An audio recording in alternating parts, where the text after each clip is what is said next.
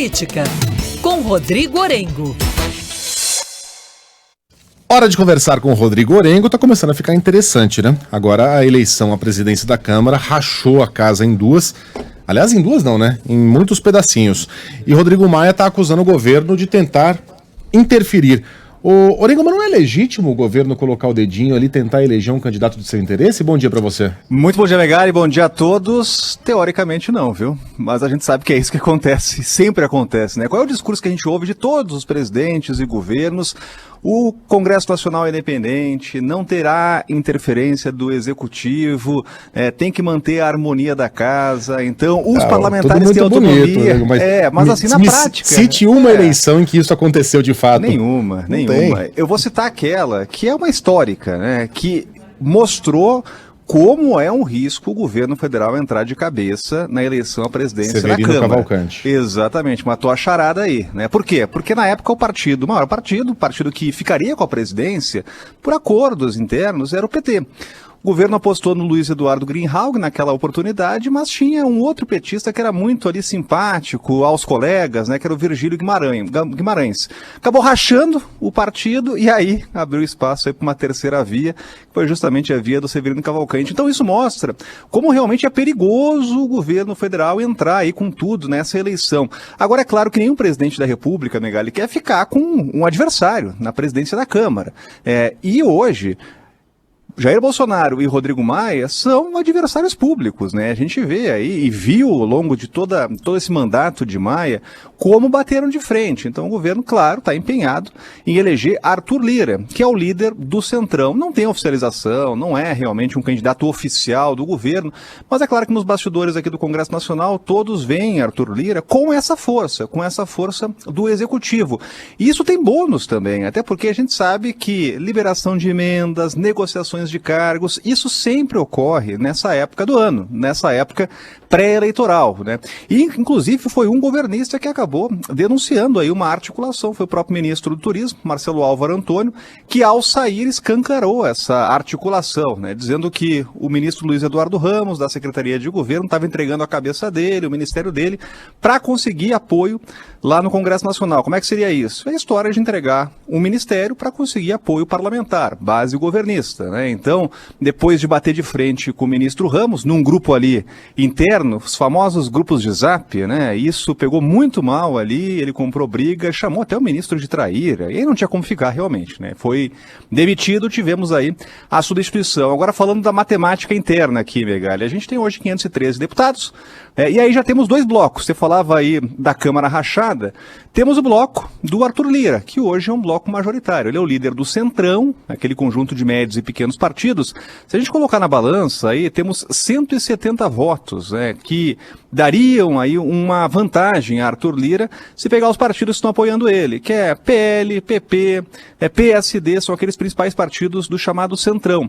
Do outro lado, temos um candidato que vai ser o candidato do Rodrigo Maia, e aí temos quase 160 votos, né? Falta definir quem vai ser esse nome que vai representar esse bloco que hoje comanda a Câmara dos Deputados, né? Aí a gente pode citar o próprio DEM, partido de Rodrigo Maia, né? O MDB, o PSDB, são bancadas que têm aí um número significativo de parlamentares. Quais são os nomes preferidos? O próprio Agnaldo Ribeiro, que é do mesmo partido do Lira. Poderemos ter uma eleição aqui com dois candidatos do mesmo partido, do PP. Tem o Baleia Rossi do MDB, né? E outros candidatos são cotados, Elmar Nascimento, do DEM.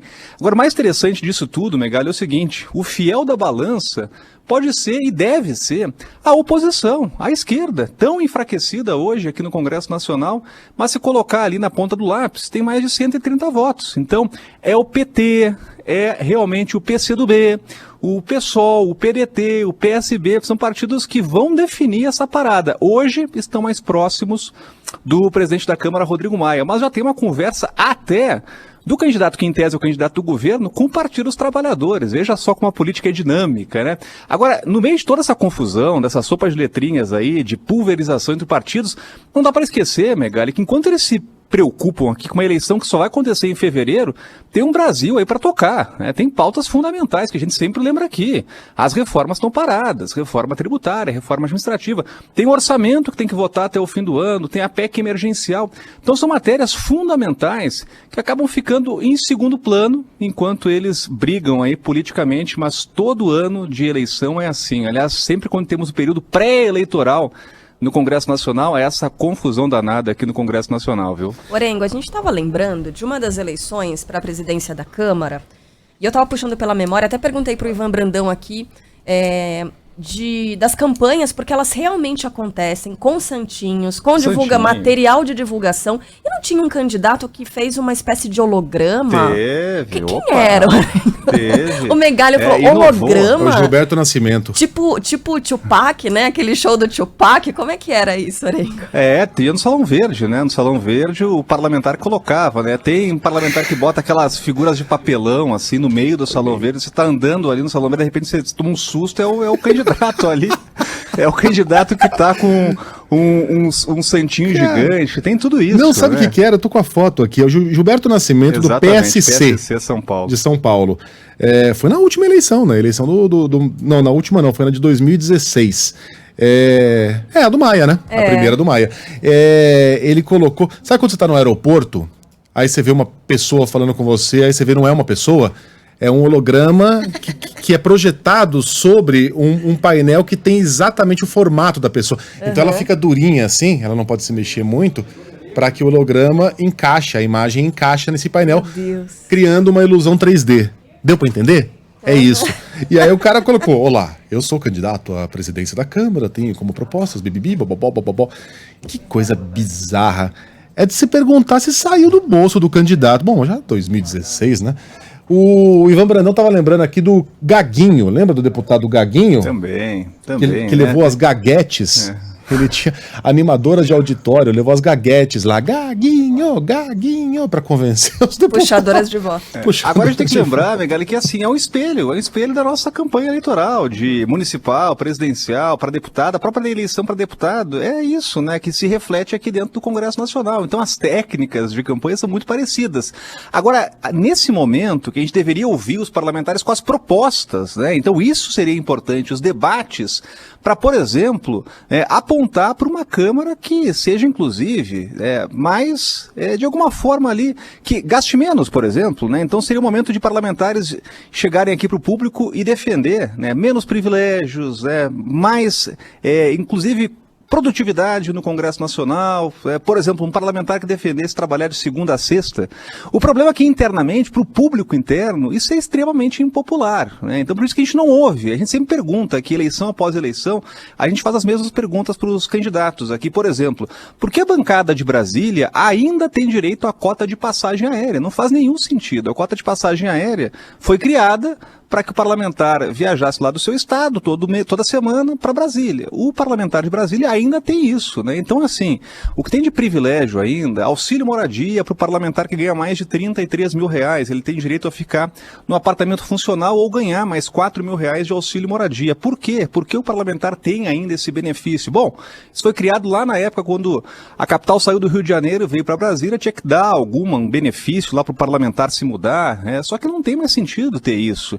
Então são privilégios que precisam ser debatidos num momento como esse, mas aí é esperar sentado, né, Megali? Porque assim, o candidato que vier com esse tipo de proposta, ele vai ter pouquíssimo apoio aqui no Congresso. É isso. Olha lá o holograma.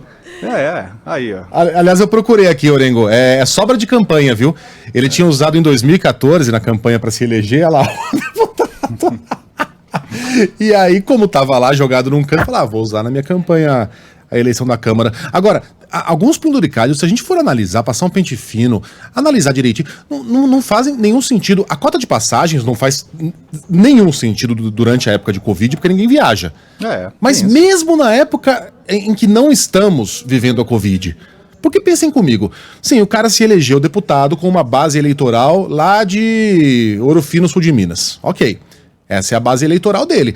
Mas a partir do momento que ele está eleito, ele pode até defender os interesses de uma classe, enfim, interesses particulares ali de uma região, de uma cidade, mas ele passa a ser deputado do Brasil. Ele não está lá legislando para Ouro Fino, sul de Minas. Então, o interesse dele naquela região específica passa a ser somente dele, não mais do país.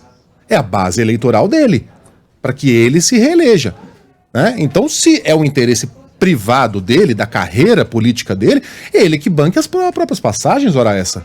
Acumule milhas. Não, mas eu tenho que saber os problemas da minha região. Sim, você pode fazer uma visita por mês. Você não precisa de uma cota de uma passagem de volta por semana. Aliás, esse outro ponto que você citou aí, Megali, poderia ser outra proposta de campanha, né? Que teria muito apoio popular, mas seria impopular internamente, que é a história das milhas, né? Então, os parlamentares têm lá uma cota altíssima de passagem e aí ficam lá acumulando milhas, né? E é claro que ele vai usar aquilo de forma particular, mas tem uma proposta aqui no Congresso Nacional que transfere essas milhas, é claro, para gerar uma economia na casa, né? Seria uma espécie de gestão de milhas ali, né? Para usar, inclusive, na viagem dos parlamentares, mas isso não passa. Mas seria um momento mais do que oportuno de discutir assuntos como esse, apertar o cinto, realmente ter uma Câmara e um Senado Federal mais competitivos, mais produtivos, né? Mas isso realmente fica em segundo plano. O que eles estão discutindo mesmo agora é espaço de poder, né? Então aquele candidato que está negociando com os partidos, a gente citou uma série de partidos, a negociação é a seguinte: olha, me apoia que eu vou te dar a presidência da comissão X, me apoia que eu vou te dar o espaço na mesa diretora Y. Então essa é a negociação do momento aqui no Congresso. Se não for agora, né, com o Covid, com uma crise mundial, especialmente aqui no Brasil, quando será? E como não está sendo agora, regra de 3, podemos concluir que não será nunca. É isso aí, Orengo. Um beijo pra você, até amanhã. Valeu, até amanhã.